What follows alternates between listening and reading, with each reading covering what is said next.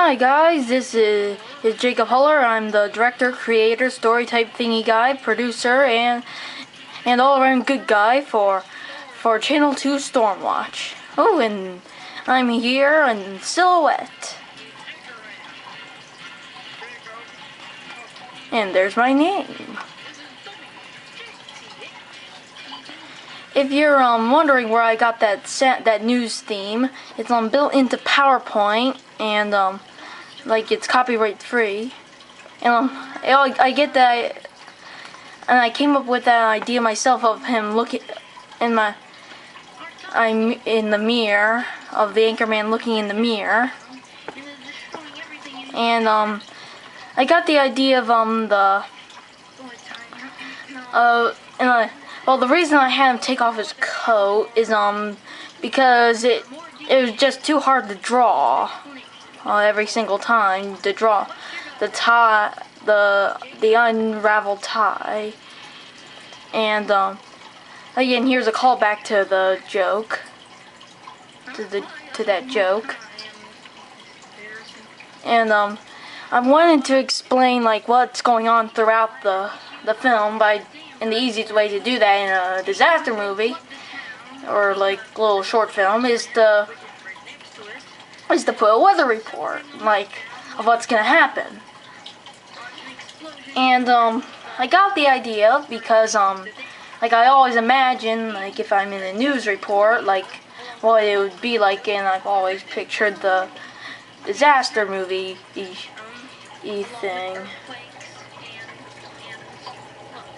And like if you look at every disaster movie, there's a news station in it that's broadcasting it. And incidentally, they always get hurt. The news reporters always get hurt. And incidentally, the name of the town, although it's never mentioned in this little short is the town that the evacuation camp is in is called Ziegenfuss Town, named after my middle name. And the town where the disaster's happening is called is called Hullerville, based on my last name. And the river between the two towns is called the Kimmelitz River, named after my grandmother's maiden name.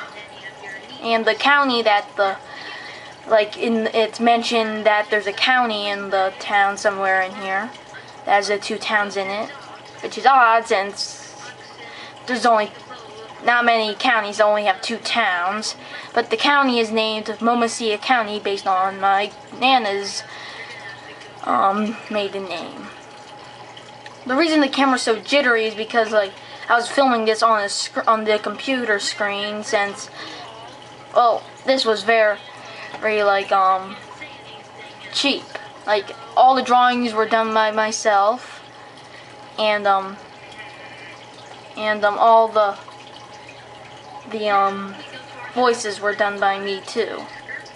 And the reason it's like in story reel format. Like I never did a full animation because that would take too long to do. And I don't know why I put this traffic report in, but like I wanted a sense that the part of the studio would be destroyed. And since whenever I imagine myself doing a news report, I always like imagine like the town evacuating, and like there would be a toll booth at the bridge across the river. And like everyone, like the mayor would be standing on like a scissor lift, telling everyone what to do. Like if anyone hasn't noticed, like the anchorman is the main villain, if you will, of the picture, since he's like a jerk to our main character, the news reporter. And I also got all the sound effects from PowerPoint. And Oh yeah, and this is a joke I got from an episode of iCarly, the TV show, where he said, the character Spencer is on a freeway being broadcasted on their web show, and he's eating a taco. And all the characters in this are either characters of me or a character of my imaginary friend I have, which I don't like to mention. Which is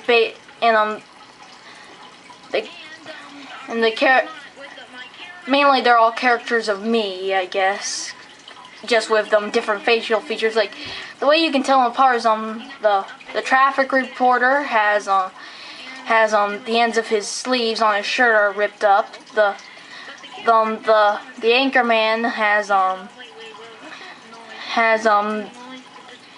he has a 5 o'clock shadow, and the reporter has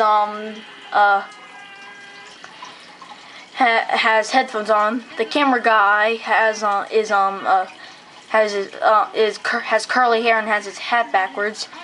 And that guy back there that was holding a hi mom sign that was right there where who's running for the news van is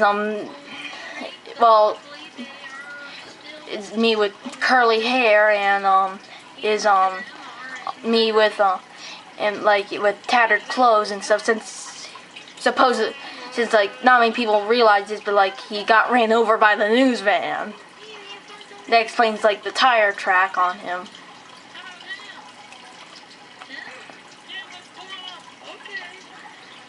And the two things this thing always had to have was the battery symbol, the record symbol, the live symbol, and in most scenes the little box where it shows the anchorman sitting at his desk and showing what he's doing. At one point there's a joke where he falls asleep, and the channel 2 news bar where it has breaking news in the ticker, and then we have to have that static stuff. And here's where the anchorman starts being a real jerk, and here we go to commercial. They'll be right back after this. Channel 2 CaptainJZH TV. I did that little trumpet noise there, where it goes at the end of the line. We'll be right back after this. The Easy Mart segment is based on my if I had a convenience store, I'd name it the Easy Mart. And that's a clean version of me. There's no headphones, no 5 o'clock show, just plain me. Originally, we were gonna have an advertisement for the nuclear power plant that was mentioned in the weather report, but I figured that I couldn't imitate it. In my imagination, my dad owns the nuclear power plant in the town, and I can't do a good imitation of him, and he can't do that good of an acting thing. Sorry. And here's a joke that I just wrote up where the scissor lift crashes into the jingle for the Easy Mart is based on the By and Large theme from WALL-E. This is based on all those advertisements that have the fast words at the end, where he says we are not responsible, or copyright 19, I put some parts of it are funny, no one even listens to these, blah blah blah blah blah. And we're back with Stormwalker. Now let's check. Up next is a little goof that I accidentally made and realized it through half of this segment. Or if you look inside the little box that shows him, you'll see that part of it is the banner that says Stormwatch is falling down. But one thing that, and but the two little places where it got where it's tied off is not cannot fit into that little box if you look at the wide screen. Another thing that a little goof is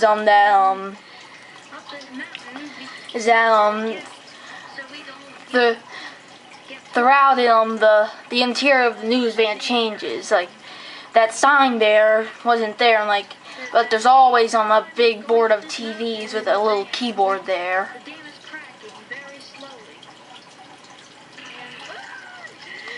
And since it was mentioned in the weather report, we knew we had to have the lava exploding in the mountains.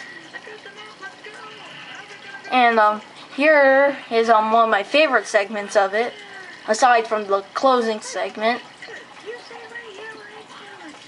And I don't think I've mentioned this, but this is basically like a. Oh, and there's my favorite shot. And okay, and where was I?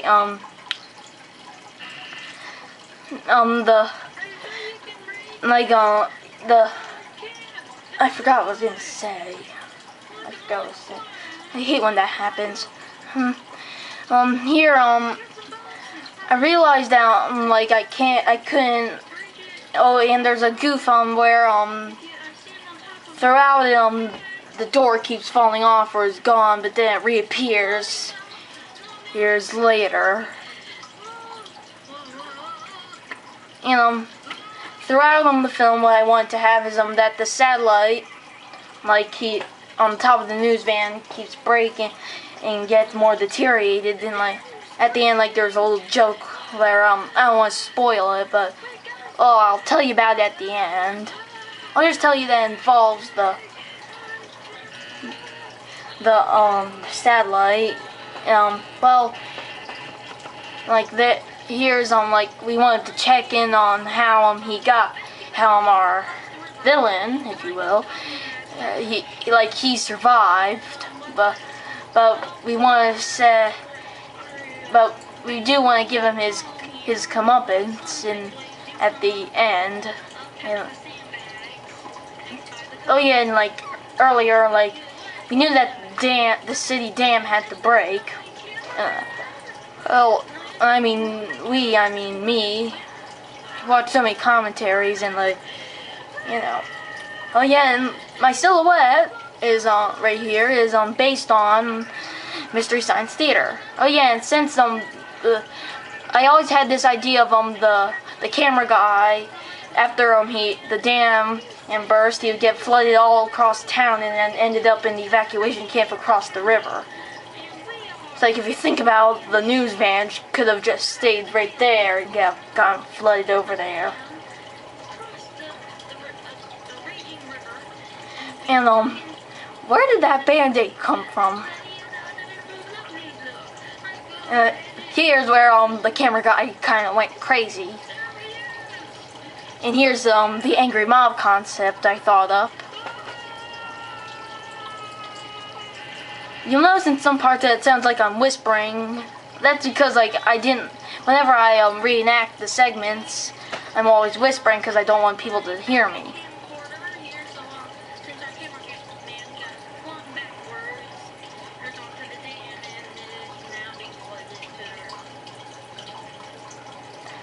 There's some parts where I start stuttering, and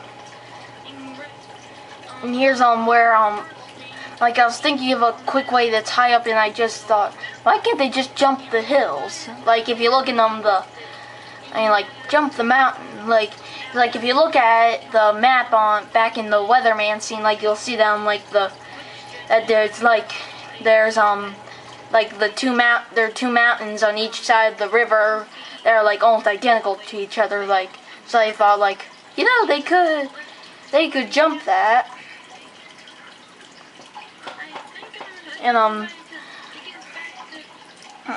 I knew the explanation of this stranger off the street driving the cars the cameraman is driving the car in the scene like he's the only person with our reporter. So and like I knew we had the guy that said hi mom, that had the hi mom sign, so I figured, hey, why can't we just have them pull him aboard and ask him to drive their news van? And here the road isn't moving at all since it's in story reel format. And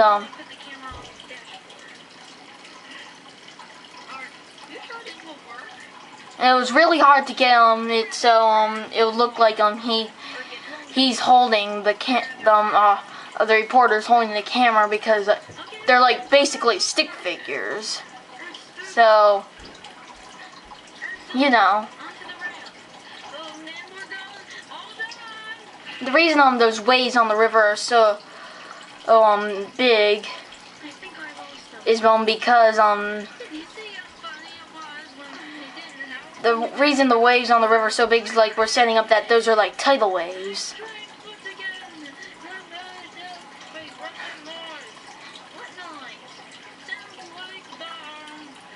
Since sometimes we don't have noises, is because PowerPoint only has so many songs and sound effects. That's right, Chuck. Quote is from the extremely goofy movie where like the anchorman for the X Games is being such a jerk to the reporter down there, and he's in the blimp and the blimp crashes, and like he says, "That's right, Chuck." It's like that's where I got that line, and I just liked it. And here's where and like throughout this scene, if you look at the anchorman being beat up, he gets more and more ripped to shreds. Like his clothes get ripped up, his lips are ripped out, his eyelids are ripped out, his hair is reduced to tiny little bits. The thing that really bothered me was these headphones. And here are the credits. Oh, and look, they're all my name. Haha.